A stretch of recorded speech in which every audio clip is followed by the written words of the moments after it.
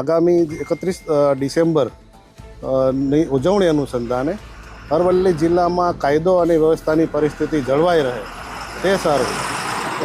અરવલ્લી જિલ્લા જે છે રાજસ્થાનની બોર્ડરને અડીને આવેલો હોય, અસામાજિક તત્વો દ્વારા પ્રોહિબિશન તથા નશીલા પદાર્થોની હેરાફેરી કરતા ઇસમોને અંકુશમાં લેવા તથા તે અનુસંધાને પરિણામલક્ષી કાર્યવાહી કરવા માટે જરૂરી સૂચનાઓ આપવામાં આવેલ છે.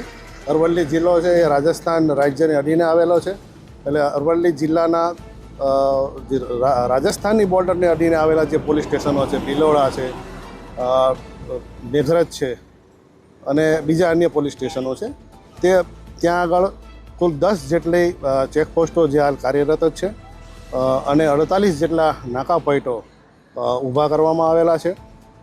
દરેક ચેકપોસ્ટ ઉપર બ્રીથ એનાલાઇઝર આપવામાં આવેલા છે અને ડ્રિંક એન્ડ ડ્રાઈવના કેસો કરવાની સૂચનાઓ આપવામાં આવેલી છે તમામને. ડ્રોન સર્વેલન્સ અને સીસીટીવી દ્વારા અમુક જે નિશ્ચિત પોઈન્ટો છે એના પર મોનિટરિંગ સર્વેલન્સ રાખવાની કામગીરી પણ કરવામાં આવનાર છે, એવું આયોજન કરવામાં આવેલ છે.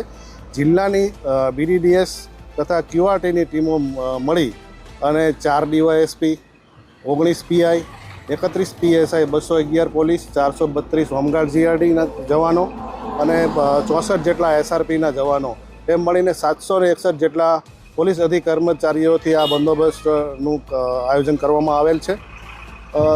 છેલ્લા 4 માસની અંદર જિલ્લાની LCB તથા પોલીસ સ્ટેશનો દ્વારા કુલ 311 જેટલા કેસો પ્રોહિબિશનના વિદેશી દારૂના કેસો કરવામાં આવેલ છે, જેમાંથી 96 જેટલા કેસો વિદેશી દારૂના ગણનાપાત્ર કેસો કરવામાં આવેલ છે અને જે અંતર્ગત 20 કરોડ જેટલો પ્રોહિબિશનનો મુદ્દામાલ પકડી પાડવામાં આવેલ છે અને 519 જેટલા આરોપીઓની ધરપકડ કરવામાં આવેલ છે.